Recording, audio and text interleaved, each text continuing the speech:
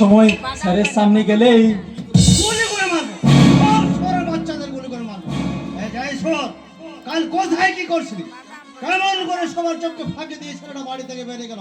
বল সর। বিশ্বাস করুন স্যার, বিশ্বাস করুন, কাল সারা রাত আমি ওই ছোট বাবুর বাড়ির দরজার সামনেই দাঁড়িয়েছিলাম। মাথাতে ওই চিন্তা লেগে গেছিল, এমন সেই সময় সেই সুযোগে এরকম হয়তো। যদি হারে যায় তোদের আমি কেটে টুকরো টুকরো করে দেবো। যেখান থেকে যেমন করে হোক ছোট বাবুকে আমি ঠিক খুঁজে নিয়ে আসবো। ঠিক ওকে আমি 24 ঘন্টা টাইম দিলাম, এর মধ্যে খুঁজে না পারলে ওকে আমি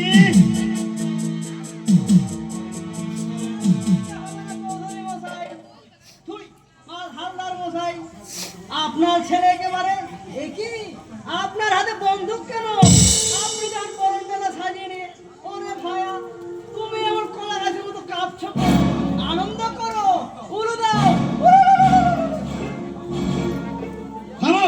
এটা বিয়ে বাড়ি না আমার শ্রাদ্ধ বাড়ি। আজকে মশাই বিয়ে বাড়ি হলে তো হরি বল দিতাম, বিয়ের পর বলেই তো। বিয়ে কার বিয়ে?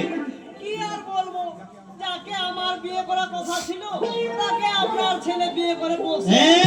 আমার ছেলে তা বিয়ে করেছে করুক, তাতে আমার এতটুকু দুঃখ নেই।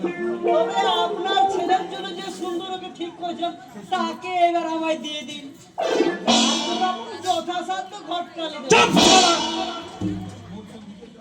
আমি মরছি শালা নিজের জ্বালায়, আর এই শালা এখন বিয়ের সব জেগেছে। আলিয়া, বলুন স্যার। ওই হারামজাদা যেখানে থাক তার চুলের উপরে ধরে টেনে আনবি। ঠিক আছে স্যার, ছোট বাবুকে আমি ঠিক খুঁজে নিয়ে আসবো স্যার, ঠিক খুঁজে নিয়ে আসবো। কোন শালা আমার ছেলের সঙ্গে মেয়ের বিয়ে দিয়েছে বলতে পারো, তাকে আমি গুলি করে মারবো। মাথা গরম করছেন কেন? ওই দেখুন, আপনার ছেলে কেমন বডি এই দিকে আসছে। কই কোন দিকে? আমি কাকে নিয়ে এসেছি? এ আমার বউ। হ্যাঁ গো, বউ বউ, ও বউ, আমার আমার বাবাকে প্রণাম করো। দাঁড়াও, কোন অধিকারে তুমি বাড়িতে এসেছো? আমার স্বামীর দেওয়া সিঁদুরের অধিকার। মিথ্যে কথা। আজ তো হাবাগোবে ছেলে একটু কোনোদিন স্বেচ্ছায় বিয়ে করতে পারে না। তোমরা কোনো কিছু ভয় দেখিয়ে বা কোনো কিছু খাওয়ার লোভ দেখিয়ে বিয়ে করতে বাধ্য করেছো। বাবা, হ্যাঁ বাবা, ওরা সবাই বললো বিয়ে করলে আমায় নাকি পেট ভরে খেতে দেবে, তাই তাই ভালো মন্দ খাওয়ার জন্য আমি ওকে বিয়ে করে নিয়েছি। চুপ কর হতো ভাগা। বিয়ে করছিস ভালো করছিস, এবার ওকে ওখান থেকে তাড়িয়ে দে। দাঁড়াবেন কেন, দাঁড়াবেন কেন?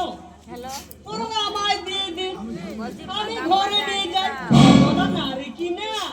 না, আমার বউকে আমি কাউকে দেবো না।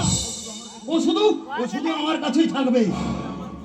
তাহলে আবার কি, ছেলে যখন বায়না করেছে আপনি বরং বউ ভাতের আয়োজনটা করে ফেলুন। আমি না হয় বউ ভাতের ভাত ভোজটা খেয়েই যাই। এই শোন, আর একটা কথা বলেছিস তো, তোকে আমি গোলে করে মারবো। ভাগ যা এখান থেকে। বন্দুকটা নেওয়া, আমি বরং ওই রাস্তাতে গিয়ে যাই। আপনার ওকে তাড়িয়ে দিলে আবার আমাকে এই ঘরে নিয়ে যেতে হবে। আসি প্রাণেশ্বর, আমি তোমার প্রতীক্ষায় রইলাম। এই মেয়েটা, তুমি এখান থেকে যাবে কি না, না তোমার চুলের উপরে ধরে দাঁড়াবো? না না বাবা না, বহু চোখের জলে বুক ভাসে আমি একটা আশ্রয় পেয়েছি, আপনি আমাকে তাড়িয়ে দেবেন না বাবা।